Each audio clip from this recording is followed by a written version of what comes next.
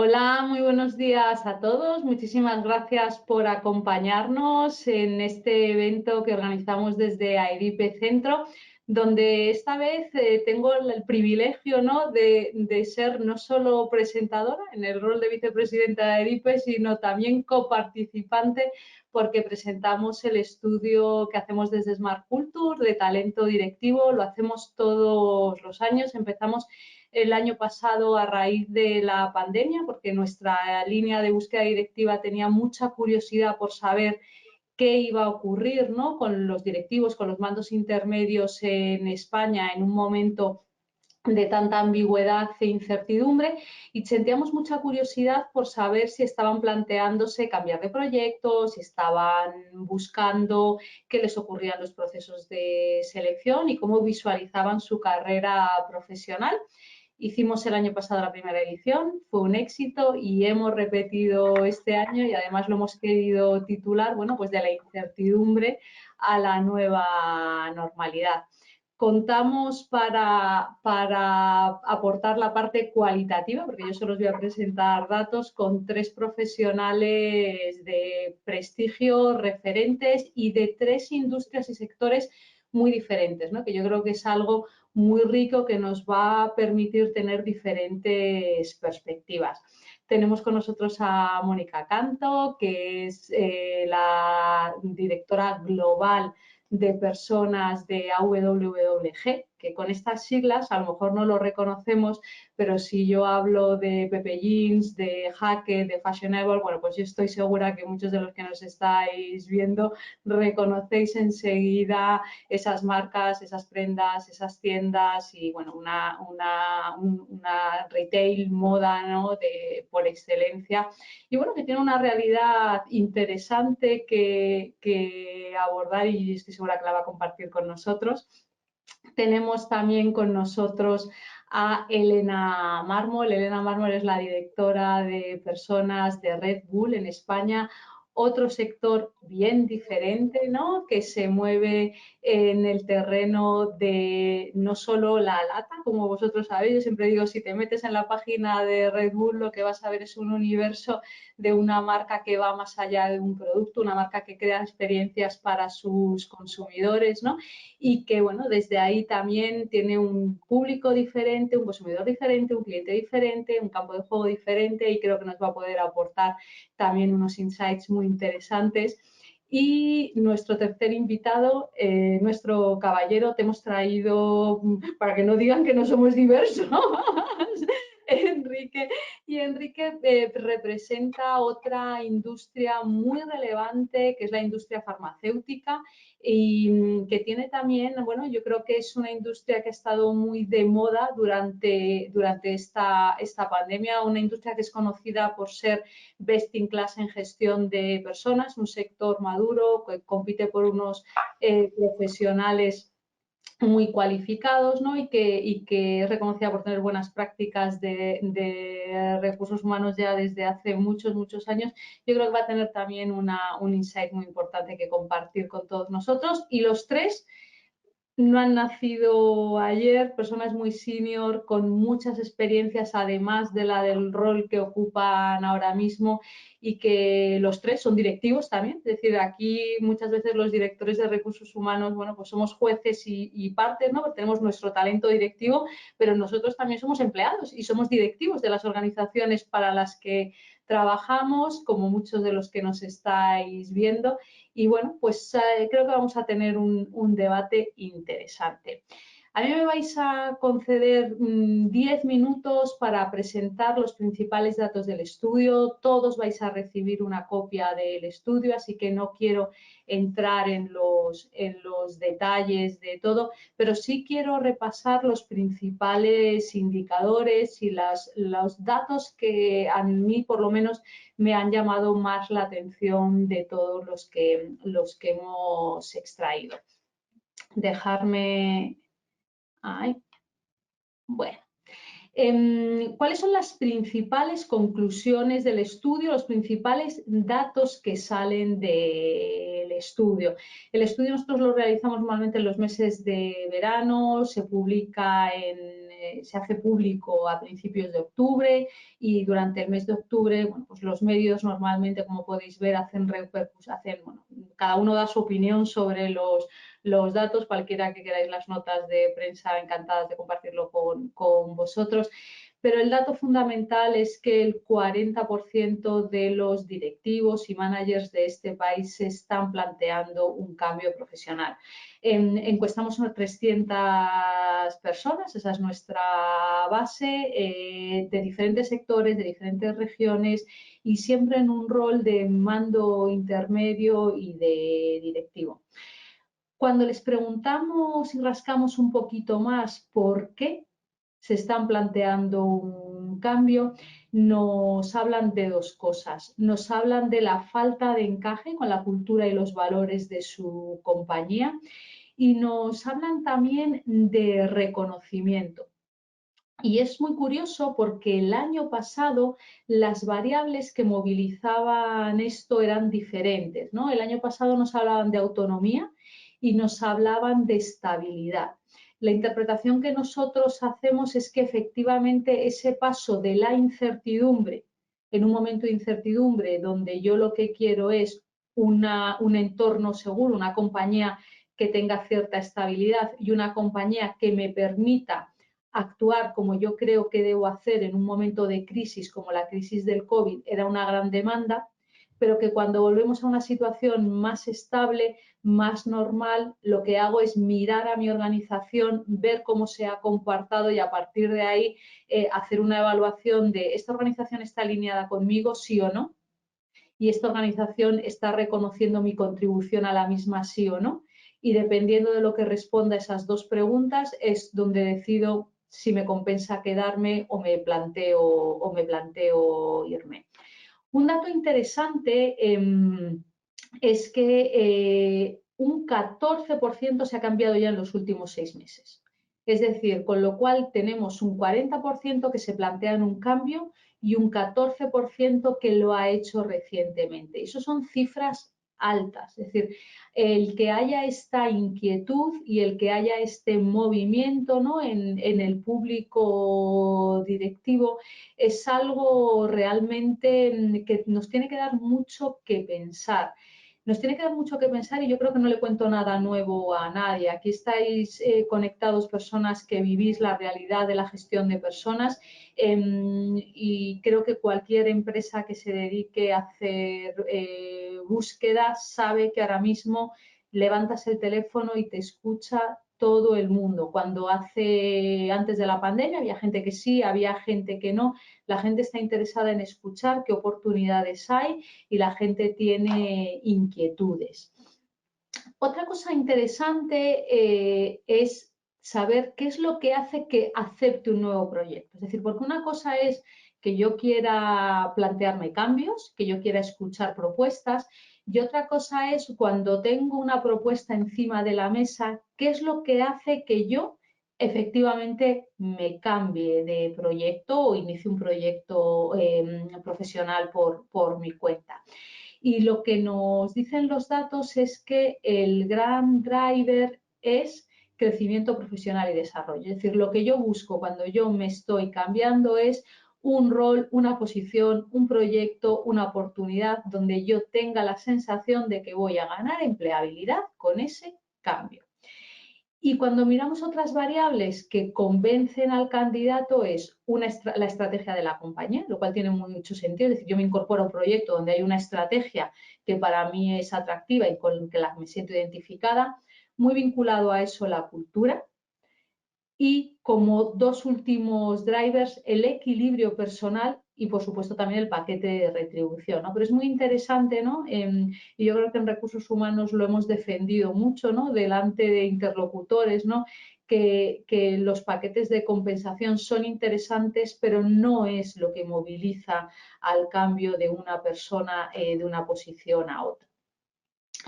Y luego otra cosa muy interesante es qué valora una vez que se ha incorporado. Es decir, sabemos por qué se plantean un cambio, sabemos por qué se cambian, pero una vez que están en el nuevo proyecto, qué es lo que más valoran los mandos intermedios o los directivos que se incorporan. Y aquí volvemos a la capacidad de decisión y autonomía, lo cual tiene mucho sentido, ¿no? Es decir, muchas veces contratamos profesionales que tienen mucha experiencia y luego resulta que no les damos campo de actuación en el que operar, ¿no? Y yo creo que eso es algo que cada vez demanda la gente de más y lo valoran. Seguridad, estabilidad y sobre todo esa coherencia entre los valores y las decisiones que toma la compañía para lo que trabaja.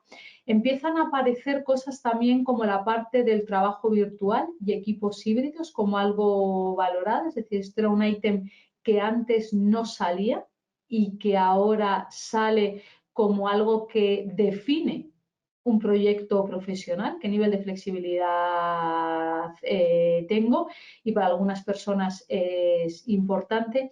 Y empiezan a aparecer también temas muy vinculados a ESG, como puede ser el tema de diversidad e inclusión, y nuestra apuesta es que creemos que tanto esa parte de modelo de trabajo como temas vinculados a ESG van a ir creciendo en el tiempo. Cosas interesantes también para los que estamos buscando incorporar talento a nuestras organizaciones. ¿Cómo buscan trabajo los directivos? Pues los directivos buscan trabajo a través de su red de contactos.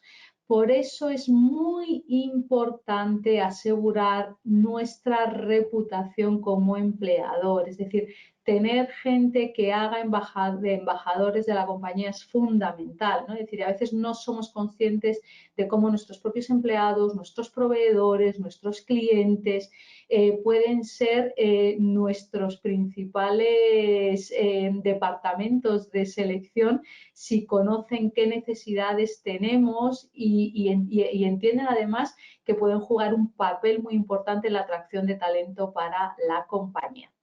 Y otra cosa que ha salido y que medimos siempre y que nos llama la atención, tocando temas de diversidad, equidad e inclusión que está ahora tan de moda y más que lo va a estar, es que este colectivo, cuando le preguntamos sobre cómo se sienten en un proceso de selección, una cifra relevante, que es un 23%, nos dicen que se sienten discriminados.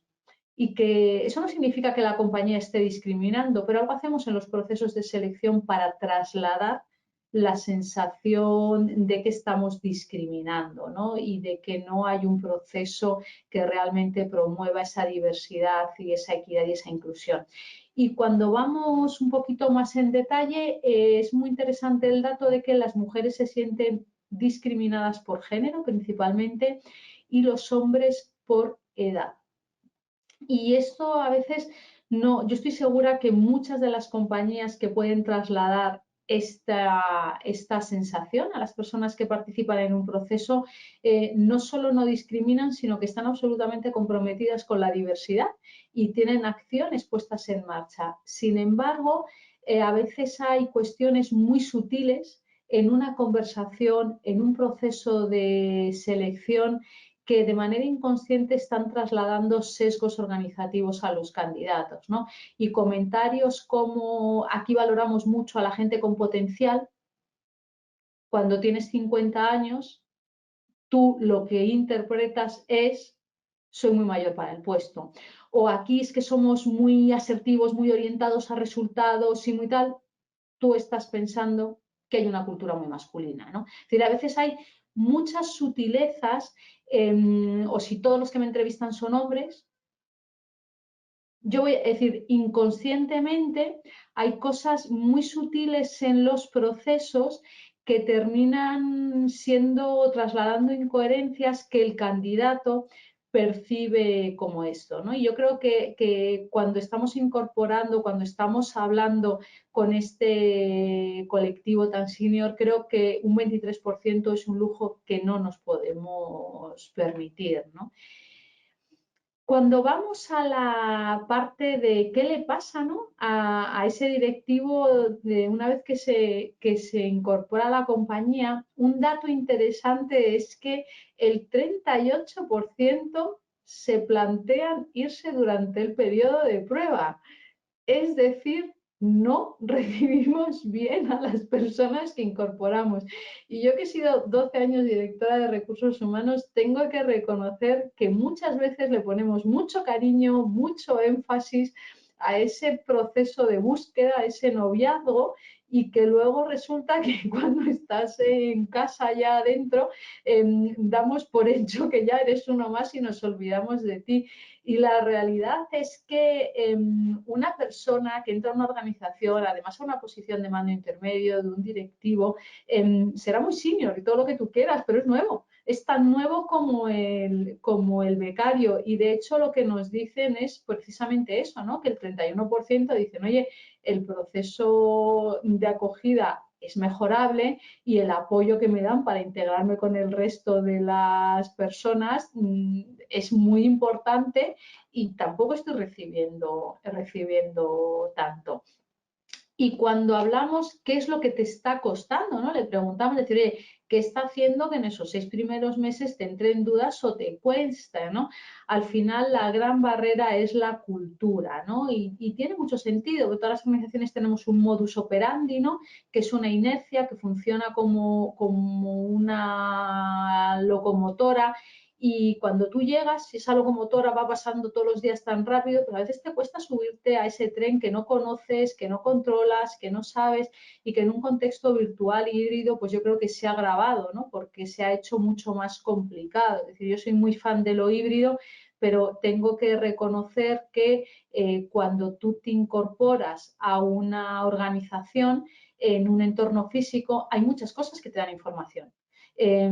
Tú ves los espacios, tú ves cómo se mueve la gente, tú ves cómo habla y eso inconscientemente te va dando una información de la cultura de la compañía que la pierdes en un formato virtual, ¿no? Y eso es posible que también esté afectando.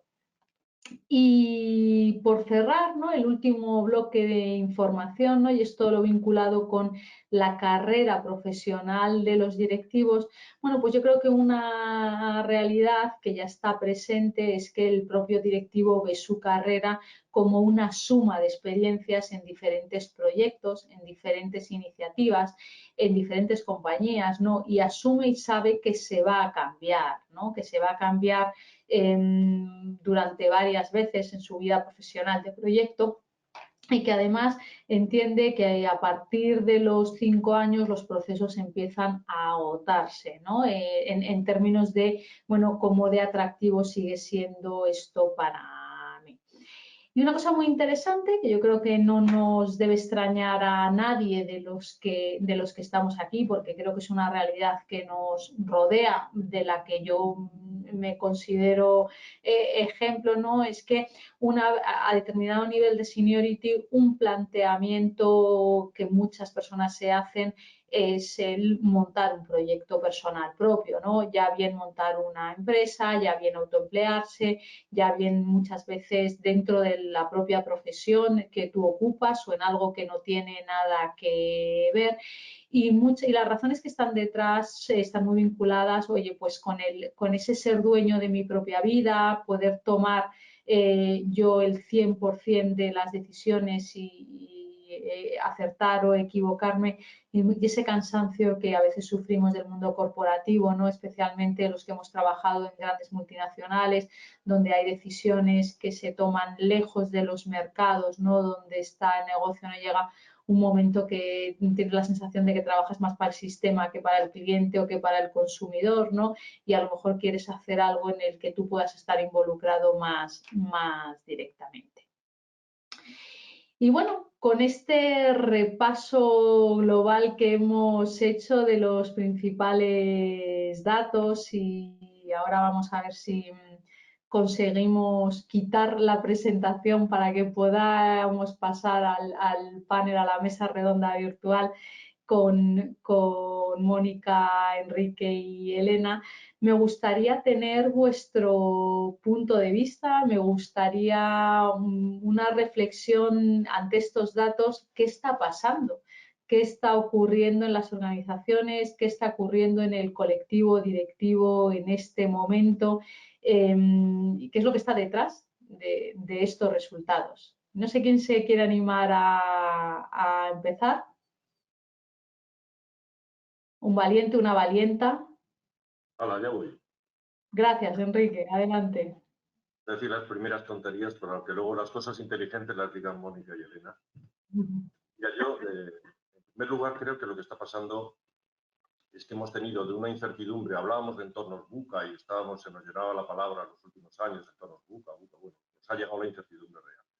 Hablábamos de una incertidumbre que estaba más o menos oculta, pero ahora ha llegado la incertidumbre con la pandemia, Filomena, el volcán y mil cosas que son normales en la historia de la humanidad, pero que nosotros habíamos dado como enterradas, ¿no? O sea, hace poco salió hasta la noticia de que hemos fletado una nave espacial para derivar un meteorito, un asteroide, que chocaría contra la Tierra en no sé cuántos años. Bueno, esto ha pasado en toda la historia de la humanidad, pero nuestra pequeña historia escrita se nos había olvidado que hay epidemias, se nos había olvidado antes vivíamos. Entonces, se ha hecho mucho más patente una incertidumbre que yo creo que ahora mismo no va a desaparecer. Y en segundo lugar, a mí lo que me parece es que la remuneración no está en quinto lugar, sino que ha pasado al primer lugar. Pero ha pasado al primer lugar vestida de otros valores. Esto es un concepto que yo tengo, vamos, lo he intentado varias veces y mucha más gente más inteligente y con más influencia, pero a mí me parece que estamos en el punto en el que uno actúa, en vez de como empleado, como un inversor en la empresa. Entonces, yo he invertido mi energía, y en esta situación que ha pasado, porque se ha agravado el retorno, lo veo mucho más. El retorno que yo tengo está no solo en mi retribución, sino en lo que veis de alineamiento cultural, en mis valores, en mi perspectiva, en mis emociones, en cómo me han tratado como persona. Todos esos valores han salido y los considero mucho más como parte de mi retribución. Y ya el salario es una parte, efectivamente, pero ahora lo que veo es cómo todo eso que he visto, que ahora hemos pasado de ser asientos a lo mejor en una nómina, a que desde el director general hasta el último mozo de almacén, todos podemos haber tenido un familiar que ha fallecido por la COVID, hemos tenido una situación difícil pues, en la pandemia, todos nos hemos identificado como personas con un entorno, hemos entrado en las casas de la gente a través de la videoconferencia, hemos visto a sus perros ladrar en una reunión, sus niños tirar el café pues, en un informe. O sea, todo eso es, la esfera emocional y de sentimientos de una persona, mi impresión es que se ha subido a un punto en el que yo voy a invertir en una empresa en la que a mí me dé un retorno que me haga que esas cosas que son importantes para mí estén alineadas. Y si no lo encuentro, me lo voy a pensar dos veces. Porque esto puede acabar en cualquier momento. Cualquier empresa, cualquier gigante puede caer en un movimiento. Esta es mi primera impresión después de lo que has presentado. Elena, no te escuchamos.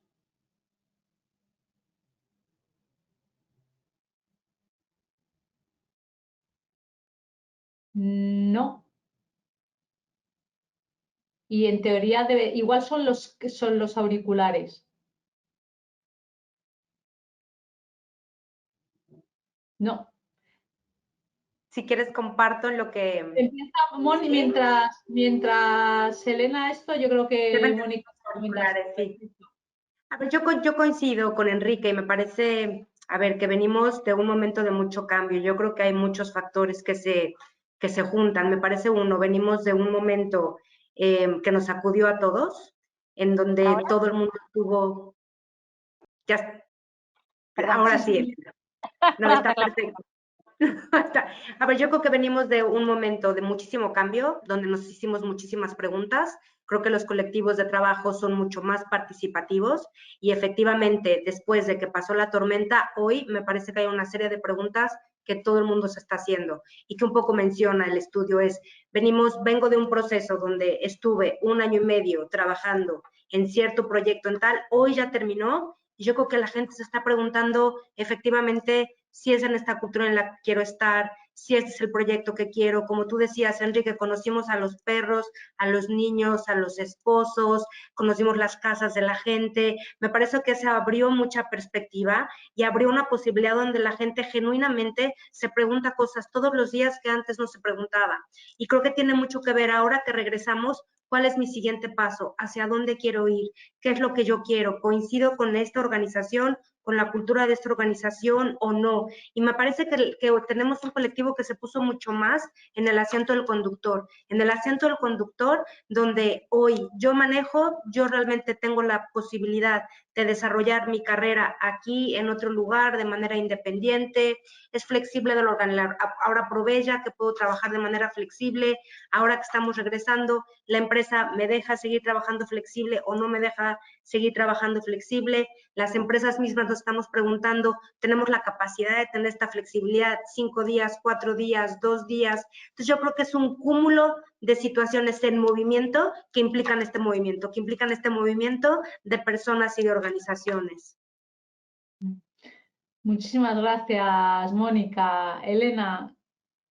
A ver, yo lo que iba a comentar un poco unido, ¿no?, a lo que expresaba también, bueno, Enrique, y lo que ha comentado ahora Mónica.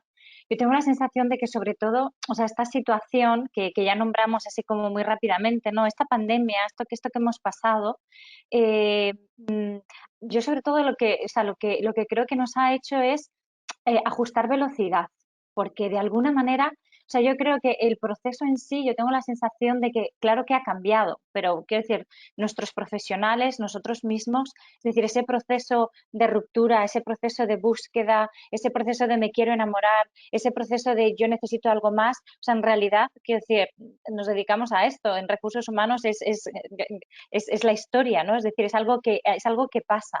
¿Qué es lo que cambia aquí? Es la velocidad. O sea, ahora de repente, quiero decir, ahora de repente ya no siento que tengo toda la vida, pero bueno, ya vendrá la oportunidad, bueno, ya lo pensaré. No, precisamente la pandemia lo que nos ha dicho es, oye, hoy estás aquí, a lo mejor mañana no estás, ¿no? Es decir, es así de duro, pero es la realidad, ¿no? Y eso es verdad que añade un componente de velocidad y un componente de espera. O sea, quiero decir, voy a pensarlo rápido y voy a invertir en lo que decía Enrique, voy a invertir en lo que yo quiero, ¿no?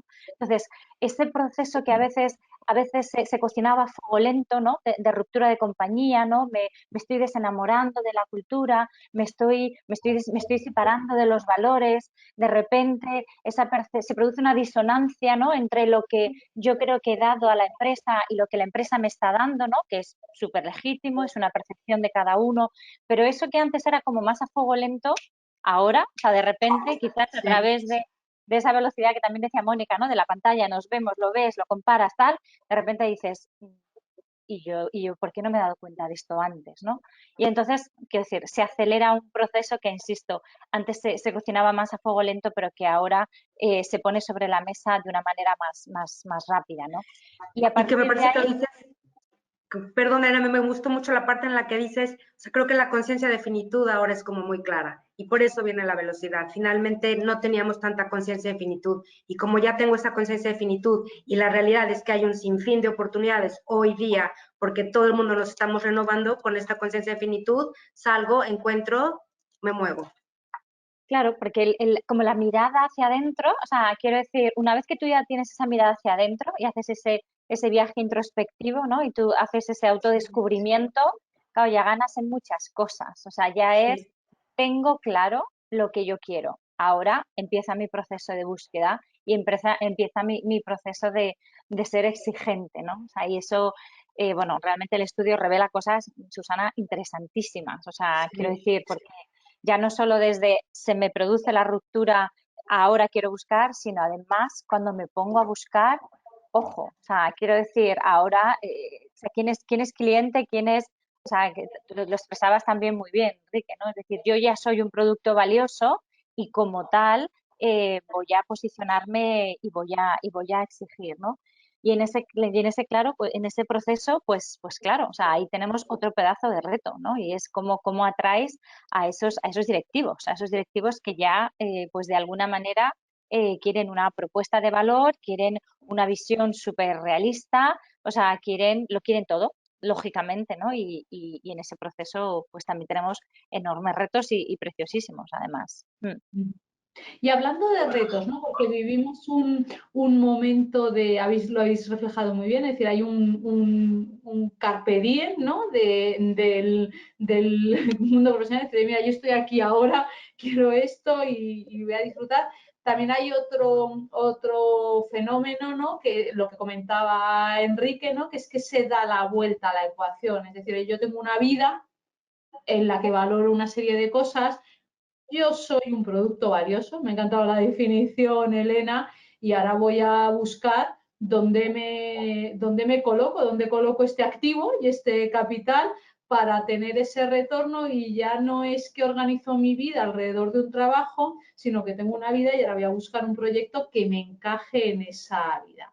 Ante esta situación, que además yo coincido con vosotros que no es temporal, o sea, aquí no podemos volver a meter al genio en la botella, o sea, ya no hay marcha atrás, porque una vez que te das cuenta, eso es un cambio de mindset y de paradigma que se queda para siempre. ¿Qué hacemos las empresas? ¿Qué hacemos los directores de recursos humanos, ¿no? Que tenemos un reto de asegurar que nuestras compañías tienen el talento que necesitan para hacer realidad su estrategia. Esa pregunta es fácil, ¿eh? Esa es fácil, ¿qué hacemos? Mira, yo creo, en primer lugar, yo te diría repensar de nuevo. A mí me parece que en el origen de todo está qué pensamos que son nuestros colaboradores. La gente que está dentro, ¿qué pensamos que son? ¿Cuál es nuestro modo de entenderles?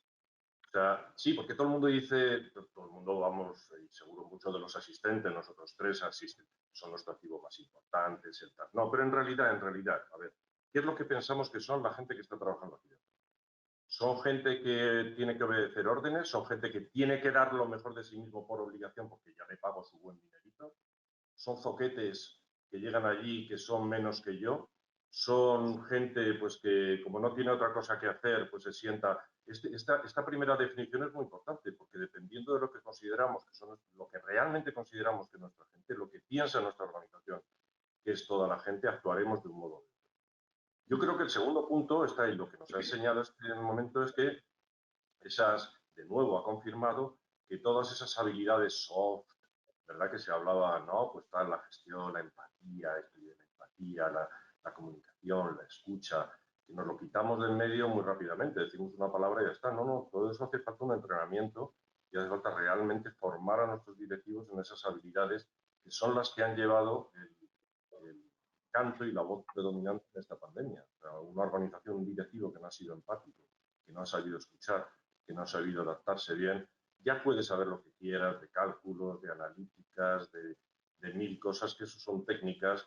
Eso no ha salvado las empresas hoy en día. O sea, las empresas las ha salvado o las ha condenado pues una falta de confianza brutal, un miedo, o sea, unos sentimientos y emociones es lo que ha colapsado muchas empresas y lo que ha hecho también que otras pues salgan adelante, porque ha habido gente que en las maduras ha sabido gestionar ese capital emocional, ¿no?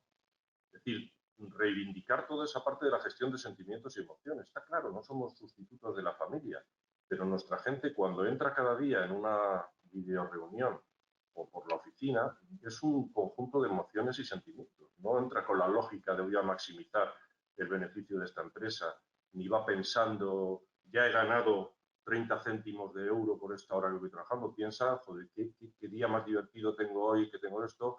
Voy a ver a este compañero no sé qué, joder, me espera la evaluación con mi jefe. O sea, toda esa gestión se pueden empezar a hacer cosas, ¿no? Esa es la primera aproximación que yo haría. ¿Qué pensamos que nuestra gente? Porque de verdad que esto ha sido una manifestación. Cuando tú despides por Zoom a 300 personas o 400, tienes un concepto de lo que es la gente. Y por eso haces eso, porque tienes un concepto de lo que es la gente. Un verdadero concepto. O sea, en estos momentos, cuando se ha probado, o ha habido más ocasión de probar lo que verdaderamente es cada persona que entra para nosotros. Si es parte del mobiliario, si es semovientes que deambulan por la oficina, o si verdaderamente creo que hay un potencial oculto en cada uno. Que mi obligación es crear las condiciones para que se libere del modo más voluntario posible. Y en segundo lugar, ya te digo, yo creo que hay una parte de gestión de sentimientos y emociones que forman parte de la gestión de un ser humano, que son la parte más difícil de hacer de un modo no manipulativo. Eso es lo que te digo. Y es que los directivos y los mandos intermedios también son seres humanos, que a veces se nos... Algunos, ¿eh? Más allá del título, totalmente, claro, sí, sí. Efectivamente, perdona Elena que te interrumpí. Y sobre todo, fíjate, en eso lo que dices, Enrique, cuando la mirada que has puesto ahora, ¿no? hacia las personas que tenemos dentro, fíjate, yo creo que muchas veces, a veces, o sea, podemos cometer el error de pensar que las miradas tienen que ser distintas hacia las personas que tenemos ya dentro y hacia las personas que queremos a las que queremos atraer, ¿no? Y en el fondo es un error, porque realmente igual que el que está fuera, ya hemos dicho, ¿no? Que es decir, que ya se percibe a sí mismo como un producto valioso y que por lo tanto va a ser digamos, va a hacer una compra exigente, eso es exactamente igual dentro. Es decir, tenemos que seguir mirando a los empleados, a nuestros equipos, como realmente, o sea, quiero decir, propuestas de valor súper valiosas, que ya no solo quieres atraer, sino que además quieres que estén, ¿no? Y yo creo que esa parte solo la consigues, como tú muy bien dices, Enrique, con la parte soft. Es decir, yo creo que al final la gente quiere, o sea, al final la gente quiere una visión, o sea, la gente quiere que seamos capaces de inspirar. Es decir, tú puedes tener un puesto, un título, un salario, un paquete, tu seguro médico, todo lo que tú quieras, ¿no? Eso ya parece que se da hasta por hecho, ¿no? Pero al final, tanto dentro como fuera, o sea, la gente vamos, en mi propia experiencia, y yo, digamos, que estoy segura que compartís conmigo, es que la gente lo que quiere es, cuéntame tu visión. O sea, ¿cuál es la visión? O sea, necesito que me inspires, ¿no? Es decir, no me hables de cómo va a ser mi manager. O sea, dime cómo va a ser mi líder. O sea, es que no quiero que me gestionen, quiero que me lideren. O sea, quiero que de alguna manera, o que seamos capaces, ¿no? de enseñar a nuestros managers a que esto no va de gestionar gente, esto va de hacer crecer gente, esto va de liderar gente, y eso solo pasa por inspirar, transmitir una visión, emocionar. Entonces, claro, o sea, estamos en un plano totalmente emocional, ¿no? Y yo creo que es así cuando realmente tú consigues atraer o retener, si eso es lo que quieres, ¿no? O sea, yo por ejemplo, ahora mismo estamos en bastantes procesos, ¿no? Precisamente de talento directivo, y es que es un común denominador. O sea, la gente, o sea, las preguntas van siempre hacia, oye, pero bueno, por supuesto, quiero un cambio, quiero crecer, quiero un reto, ¿no? Porque detrás está eso, ¿no? O sea, esa inquietud de cambio, de búsqueda, pero enseguida es, oye, pero háblame de la cultura, ¿cómo es la gente aquí? ¿Cómo se trabaja aquí? Oye, ¿cómo es mi jefe? ¿Cómo va a ser? ¿Cómo es el día a día? ¿Cómo se respira? Pero además te dicen directamente, ¿no? Pero no me digas lo que quiero oír, dime lo que es, ¿no? Entonces, esa sed de dame autenticidad, yo creo que eso es lo que de verdad marca la diferencia. Cuando ellos te piden autenticidad y tú les das autenticidad y valentía de lo que es tu fórmula y digamos, tu proyecto, ahí es cuando muy fácilmente ves si se produce ese enamoramiento o no, ¿no? Ese feeling entre este es tu sitio y aquí nos encantaría tenerte. Yo me voy mucho a la parte emocional, como has dicho, Enrique, totalmente de acuerdo. Y que me encanta que en esta parte emocional que totalmente coincido, me parece que, a ver, hay una parte que yo siempre digo que la vida pasa mientras estás trabajando y trabajas mientras estás pasando la vida. Y en ese sentido, a ver, me parece que es muy importante un poco lo que decían es asegurarnos que estamos brindando una experiencia adecuada a la gente que está trabajando con nosotros. Asegurarnos que curamos cada momento desde que está buscando trabajar con nosotros, lo que la acompaña. Yo siempre digo, a ver, ¿en dónde trabajas, Elena? Y a la hora que Elena me diga que trabaja en Red Bull, la expresión me va a decir qué te la está pasando en Red Bull, si la está pasando bien o no la está pasando bien, y la expresión que tienes es la marca de la compañía en la que estás trabajando. Entonces, me parece que de lo que estamos hablando es poner a la gente en el centro y asegurarnos que todos esos momentos que la gente pasa en la organización, en todo su ciclo de vida, cuando lo promovemos, cuando lo contratamos, cuando se casa, cuando tiene un hijo, cuando se enferma, cuando pierde un ser querido, cuando lo promovemos, cuando tenemos que finalizar la relación laboral porque se tiene que finalizar, cuando renuncia, cuando lo vamos a contactar, cuando ya trabajó en la empresa pero seguimos el contacto. Me parece que es desarrollar estos momentos que importan y que para mí es cómo los estamos manejando, cómo los estamos diseñando, cómo nos estamos asegurando que como recursos humanos estamos promoviendo esta experiencia, y que no es nada más la experiencia positiva, es esta experiencia en los momentos difíciles de la organización y de las personas cómo las estamos manejando, cómo estamos acompañando a la gente, y me parece que es vital, me parece que los tres estamos hablando de lo mismo, me parece que es la emoción y asegurarnos que es gente con la que estamos trabajando y que luego se nos olvida. Del libro decimos, vamos a poner a la gente en el centro, nuestra gente se la hace más importante, bueno, pero ¿y cómo le estamos haciendo para que todos los que tenemos por lo menos una persona a cargo está gestionando adecuadamente eso, y cuáles son las políticas y las prácticas que estamos poniendo en práctica para asegurarnos que esta experiencia es lo más satisfactoria posible, en las buenas y en las malas?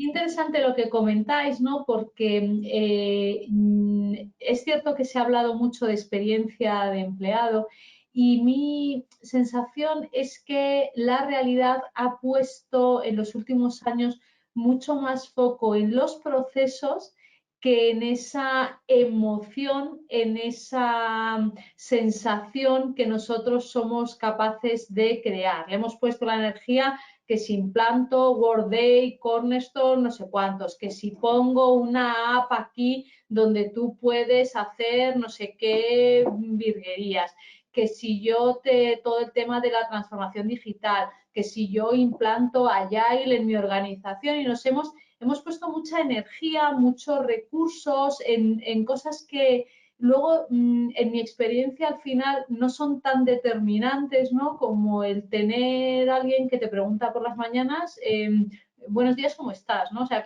porque al final estamos hablando de cosas que son muy básicas y que tienen que ver con la naturaleza humana, y es cierto que todos queremos procesos que funcionen y que sean efectivos y que no me hagan perder el tiempo, pero la realidad es que yo no me voy a quedar ni me voy a ir de una compañía por si tiene una app de evaluación de performance A o B.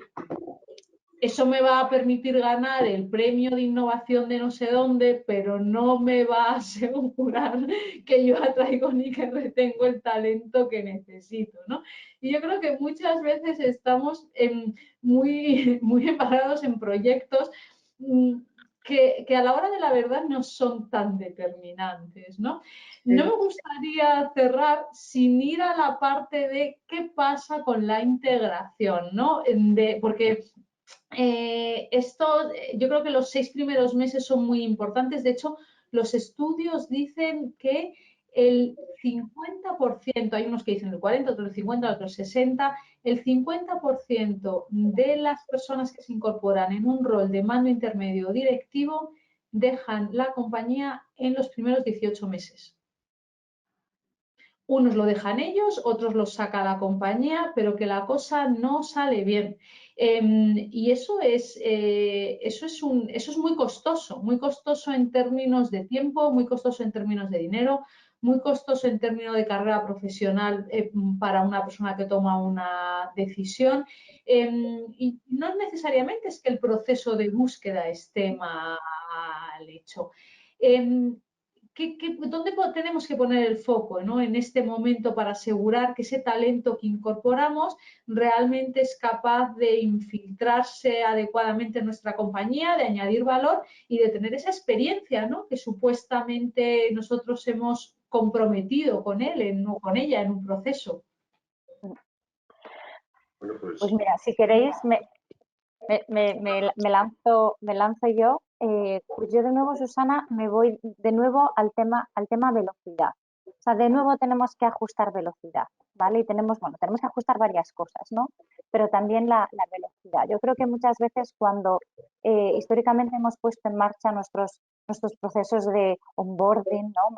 Maravillosamente diseñados, Ojo, que históricamente, ¿quién no ha oído esa frase bueno, tú suéltale que en el fondo eso también es una manera de, ¿no? De que se vaya espabilando? Y eso es el onboarding en sí mismo, ¿no? El saber buscarse la vida, el saber buscar quiénes son los stakeholders y, bueno, yo creo que eso han sido grandes lecciones que ya todos hemos visto que sin duda, o sea, un proceso de onboarding, un proceso de acogimiento, o sea, tiene que estar muy cuidado, tiene que efectivamente pasar por una serie de ciclos que te llevan no solo desde lo más básico, o sea, desde lo más básico de pues de mis herramientas, de las apps, del teléfono, de lo más básico, efectivamente, hasta, efectivamente, quién es los equipos, los líderes, el stakeholder, el viaje por todos y cada uno de los departamentos, ¿no? Pero más allá de eso, fijaros, a mí me gustaría transmitir el que cuando yo hablo de velocidad, a lo que me refiero es por qué a veces tardamos tanto o no deberíamos tardar tanto en eso que queremos que enseguida sienta la persona, ¿no? Es decir, cuando hablamos de orgullo de pertenencia, identificarse con la marca, sentir los colores, parece que a veces eso te tiene que llegar cuando llevas un año, cuando toca la convención de ventas, cuando toca el evento de turno. No, no, no, no, no, no. O sea, vamos a ser capaces, o yo por lo menos es algo que hemos puesto en Red Bull de verdad hace muy pocos meses y que, o sea, está funcionando fantásticamente, y es el ser capaces de, en tus primeros días, o sea, en tus primeros días ni siquiera vas a pisar la oficina. No te voy a dejar pisar la oficina. O sea, quiero llevarte a la experiencia, quiero llevarte a la parte experiencial. O sea, quiero que, bueno, pues en nuestro caso, ¿no? Pues a través de nuestros atletas o de nuestros influencers o de nuestros bailarines o de nuestro evento, de lo que sea. Es decir, da igual si lo tengo en calendario o da igual si lo pongo ad hoc para ti, pero estamos intentando que esos empleados, o sea, su primer día, o sea, ya sientan el wow. O sea, Wow. wow, ya se me han puesto los pelos de punta y no he tenido que esperar 6 meses a que me tocara la reunión anual o la cena anual de X. Es decir, ¿por qué no aceleramos esas experiencias vitales que sabemos que impregnan ya un sello y que ya tocan de nuevo, ¿no? Esa sensación de cómo puede ser que llevo una semana y ya esto de orgullo de pertenencia de repente, o sea, ya está presente, ¿no?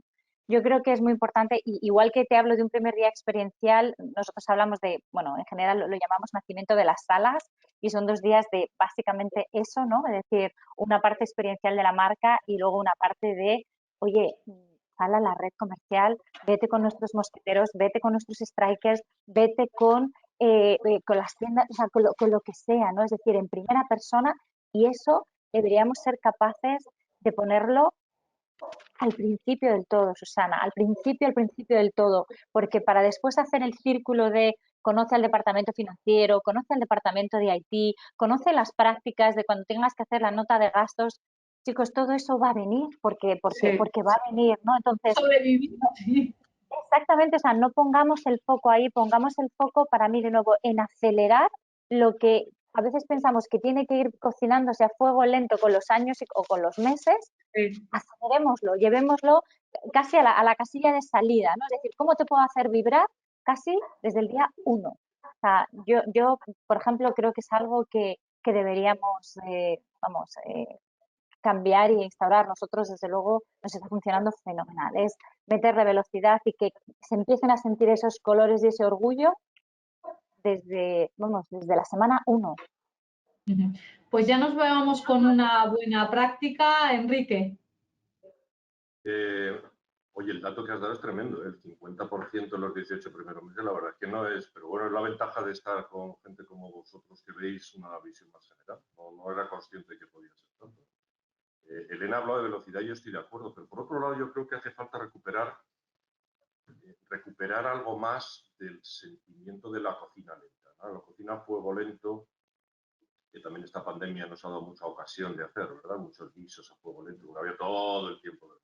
Bueno, aparte de esto, yo quiero una experiencia de esas, Elena. O sea, que si nos invitas a una experiencia con algún striker o con algún lo que sea, yo estoy encantado. Yo estoy dispuesto a vibrar con Red Bull durante un día.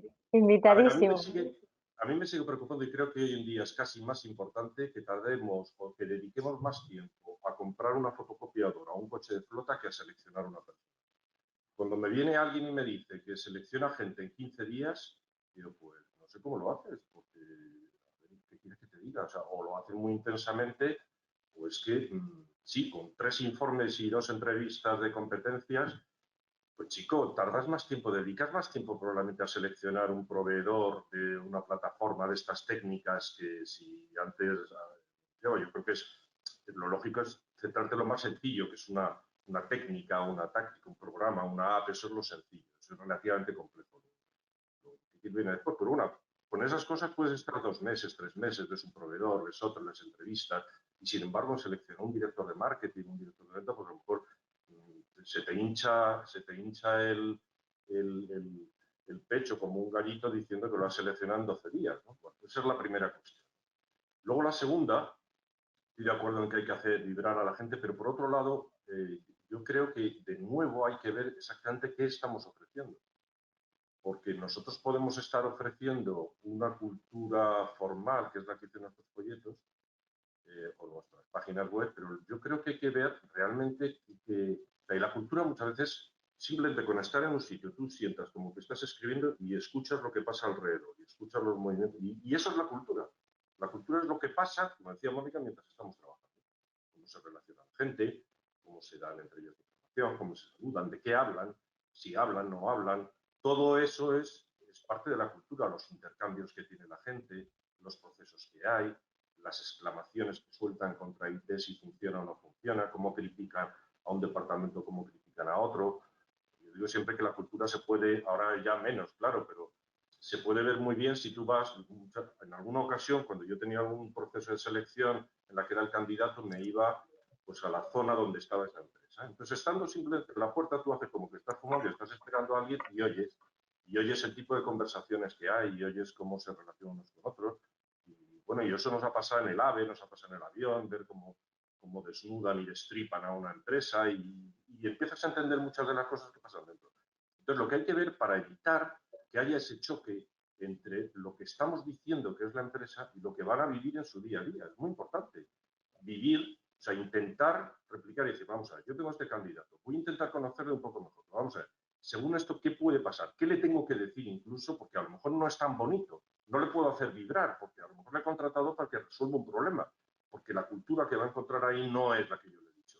Pero hay que ser muy honrado con él o con ella, para que cuando entre sepa qué experiencia real va a tener, que eso es muy importante también. Sepa, como dice Elena, qué es lo que quiero conseguir, pero que no se lleve el chasco de decir, vale, me han dicho que esta empresa está centrada en, y yo según llego aquí, que nadie me ha hecho ni puñetero caso, macho, es que llego y no tengo nada con lo que trabajar. Me voy a comer y me dejan solo. Todas esas cosas pequeñas es la que yo creo que hay que mandar a alguien del departamento o a alguien que viva primero esa pequeña experiencia de decir, a ver, ¿qué es lo que yo puedo percibir que va a encontrar esa persona que acaba de entrar y que le he puesto la expectativa a 200, se va a encontrar con una realidad a menos 15 y entonces el choque va a ser tan brutal que va a quedar, ¿qué es lo que va a vivir verdaderamente? Y anticiparme a eso. Si va a vivir algo y ser realista, por eso decía antes, yo creo que es muy importante sobre todo no pretender que somos lo que no somos. O sea, porque a veces podemos estar, y esto va a pasar siempre en una organización, nunca es uniforme, en todos los departamentos no se vive igual, en todos los... Entonces, pero hay que ser muy realista. Yo creo que la gente lo que pide es honradez. Y si entra alguien al que no le podemos ofrecer en su departamento esa maravillosa experiencia que yo en Sinerlab pues le estoy dando a vivir, pues quiero ser muy honrado con él. Decirle, mira, quizá te vas a encontrar esto y lo otro, cualquier cosa, pero echar un recurso, darle la solución, ¿no? Estoy, vamos, convencido, los 100 primeros días, pues esto es como el imprinting, ¿no? De los pollitos, los patitos, claro, cuando llegan allí, pues la primera impresión ven mamá pata, aunque sea un tío peludo, con granos en la cara, pero es mamá pata, ¿no? Bueno, pues los primeros 100 días forman una impresión que es tremendamente duradera y llegas a casa y dices una cosa u otra, testar también, ver con esa persona muy rápidamente qué has percibido. ¿Qué has percibido de que confirma lo que te contamos o que testar muy rápidamente? O sea, testar las emociones, los sentimientos de esa persona, que te cuesta un café. ¿Sabes qué te cuesta un café? Y sentarte con él o con ella para ver qué es lo que está viviendo de verdad, porque puede que no se dé lo que le hemos preparado durante un proceso de selección. Que yo creo que tiene que ser un poquito más reposado para conocer verdaderamente cuál es todo el componente que esa persona lleva a la organización y qué experiencia está esperando encontrar que quizá podemos darle o no podemos darle de todo.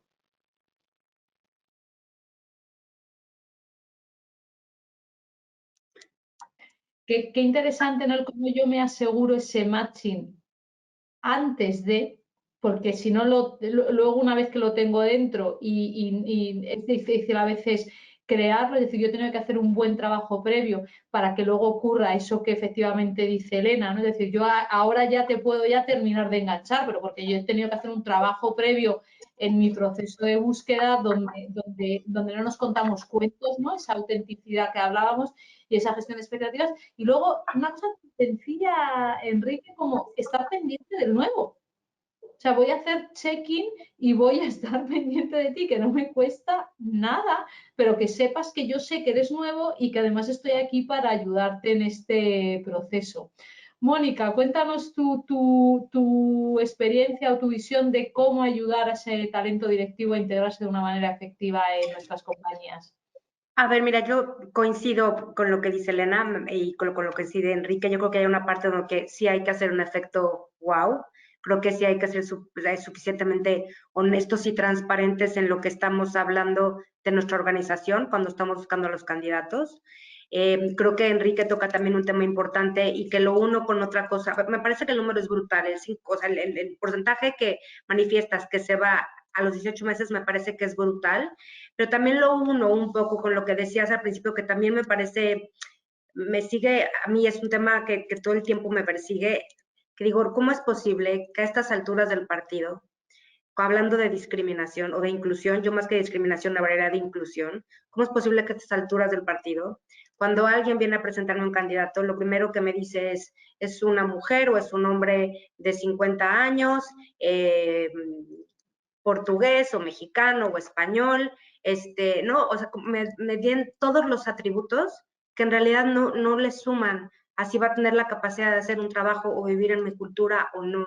Yo lo que diría es que tanto estamos desarrollando prácticas que nos permitan incluir a todos. Yo no hablo de diversidad, hablo como mucho más qué es lo que estamos haciendo para asegurarnos que estamos incluyendo a todos. Tú decías, para mí lo más importante es, ¿quieres traer gente diversa a tu organización? Ten un equipo de reclutamiento que sea diverso. Porque en la medida que tengas un equipo de reclutamiento diverso, en ese momento te vas a asegurar de que estás trayendo a todo el talento externo que hay. Que lo uno con lo que estás diciendo es qué tanto nos estamos asegurando de que nuestra cultura es incluyente, qué tanto las personas nuevas, qué tanto nos estamos asegurando de que generamos este entorno donde todo el mundo se siente que pertenece, que todo el mundo se siente que puede ser parte de, que me parece que es muy importante y que de verdad. Y después, si quieres, organiza otro webinar, Susana, porque me parece que el tema de cómo nos aseguramos que somos incluyentes es un tema fundamental que dejamos pasar de largo, pero que yo sigo diciendo, ¿cómo es posible que cada que alguien viene a presentarme a un candidato interno, proveedores externos, quien sea, con lo primero que empiezan es con el género, con la edad, con la nacionalidad, que no me importan, no me agregan? Entonces, bueno, aquí la pregunta es, ¿qué tanto estamos generando que durante este primer periodo de la organización, la cultura que tenemos es una cultura que está generando este sentimiento de pertenencia y de inclusión en mi día a día? Pues muchísimas gracias. Tenemos que cerrar. Yo me quedo con un titular de todo lo que hemos hablado, que es Back to Basics, ¿no? Vuelta a los básicos y asegurémonos, ¿no?, de que creamos un ecosistema donde la gente encuentra sentido y significado en lo que hace y donde la gente quiere venir, porque el día que no quiera venir va a dejar de hacerlo. Así me ha encantado la metáfora, ¿no?, de la inversión que decía Enrique. Esto es como las acciones en bolsa. Yo compro el Santander va mal, saco y meto en otro. Y no pasa absolutamente nada, ¿no? Que yo creo que ese ownership que este proceso nos ha traído de nuestra propia vida profesional, de nuestra propia carrera profesional, bueno, pues probablemente nos ponga más retos a las organizaciones, pero también creo que va a hacer organizaciones mejores en las que trabajar y, por lo tanto, organizaciones que van a aportar mucho más valor al mundo y a la sociedad.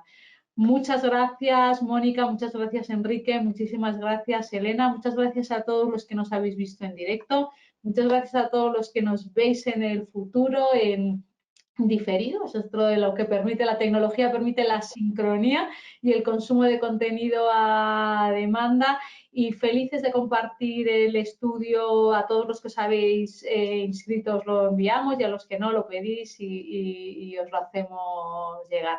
Muchísimas gracias y feliz miércoles a todos. Hasta luego. Gracias a ustedes, gracias Susana, gracias Elena, encantada, Enrique, chao, chao. Un placer, chicos. Hasta la próxima. Hasta la próxima.